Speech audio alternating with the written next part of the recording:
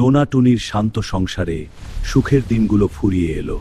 সুদূর হিমালয়ের কুয়াশাচ্ছন্ন পাহাড়ে জেগে উঠেছে আগুনের জম, আগ্নেয় ড্রাগন।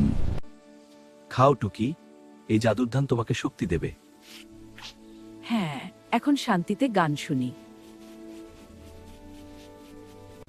টোনাটুনির শান্ত সংসারে সুখের দিনগুলো ফুরিয়ে এলো। সুদূর হিমালয়ের কুয়াশাচ্ছন্ন পাহাড়ে জেগে উঠেছে প্রাচীন বিপদ। পোড়া গন্ধ আর ধোঁয়া দেখে টোনা বুঝল বড় কোনো বিপদ আসছে। টুনি আর টুকিকে বাঁচাতে সে ঘর থেকে বেরিয়ে এলো। হঠাৎ আকাশ থেকে নেমে এলো এক আগুনের গোলা। বনের সবুজ গাছপালা মুহূর্তেই ছাই হয়ে যেতে লাগলো। ড্রাগনটি বনের ওপর প্রথম হামলা চালাল। ভয়ে বনের পশু পাখিরা দিক বিদিক ছুটতে শুরু করলো। টোনা চিৎকার করে সবাইকে সাবধান করে বলল, পালাও, সবাই পালাও, বড় বিপদ আসছে। আগুন আর ধোঁয়ায় ঘরটা যখন ভরে উঠল, তখন টোনা তার সাজানো সংসার ছেড়ে টুনি আর টুকিকে নিয়ে অজানার পথে ডানা মেলল। কিন্তু তাদের গন্তব্য কোথায়? উঠতে উঠতে হঠাৎ টোনা দেখল এক বিশাল ছায়া। মেঘের আড়াল থেকে বেরিয়ে এলো সেই ভয়ঙ্কর ড্রাগন। হঠাৎ ড্রাগনটি মুখ হাওয়া করে এক বিশাল আগুনের গোলা ছুড়ল। টোনা কোনো মতে টুনি আর টুকিকে নিয়ে নিচের দিকে ঝাঁপ দিল।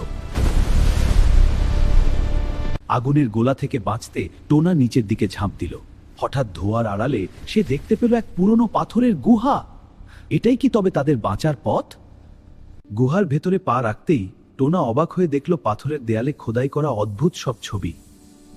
তবে কি এখানেই লুকিয়ে আছে ড্রাগনকে হারানোর গোপন রহস্য?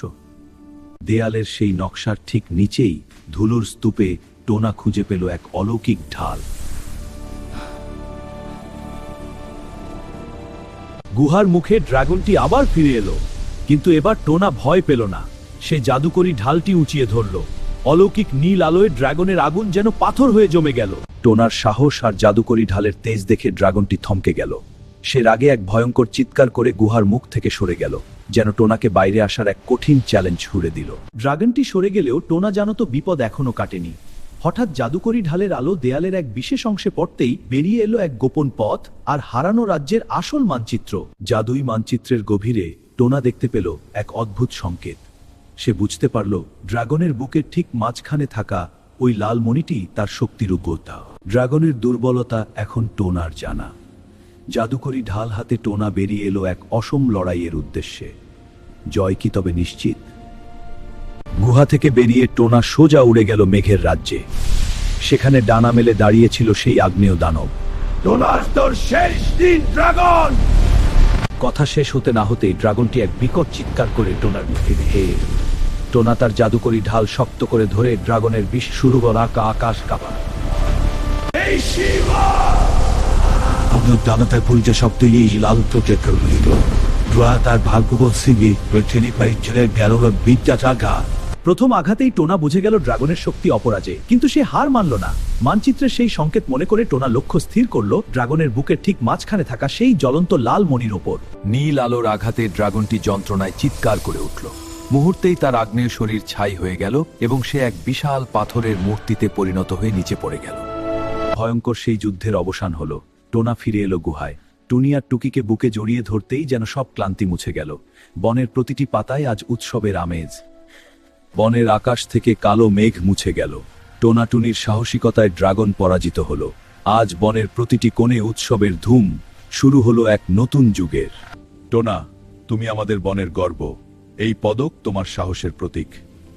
এটা আমার জন্য সম্মানের। হ্যাঁ, এবং আমাদের বিজয়! স্তূপের ওপর দাঁড়িয়ে টোনা আর টুনি আবার স্বপ্ন বুনতে শুরু করলো। যুদ্ধের ক্ষত মুছে তারা তাদের ছোট্ট বাসাটি নতুন করে সাজিয়ে তুলল। ভালোবাসা থাকলে কি আর কোনো অভাব থাকে? অবশেষে আকাশ ভেঙে নামলো বহু প্রতীক্ষিত সেই বৃষ্টি। আগুনের তপ্ত ছাই ধুয়ে মুছে প্রকৃতি আবার শান্ত হলো। টোনাটুনির নতুন বাসায় আজ আনন্দের ধারা। বৃষ্টির পর আকাশ যখন পরিষ্কার হলো, তখন টোনার নেতৃত্বে হাজার হাজার পাখি ডানা মেলল নীল আকাশে। তাদের ডানা ঝাপটায় এক বিশাল রামধনু। রাত নামল বনে। চাঁদের রূপলি আলোয় টোনা আর টুনির নতুন ঘরটি আজ শান্তিতে ভরে উঠেছে। সব বিপদ কাটিয়ে তারা আজ নিশ্চিন্তে ঘুমানোর অপেক্ষায়। তোমরা কি ভেবেছিলে ড্রাগন শেষ? না, সেই পাথরের নিচেই ঘুমিয়ে আছে আরো প্রাচীন, আরো শক্তিশালী এক শত্রু। সে ফিরছে আরো রাগ নিয়ে।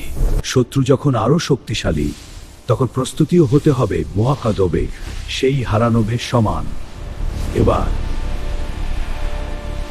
পরিবারের জন্য, বনের জন্য শেষ রক্তবিন্দু দিয়ে লড়াই হবে।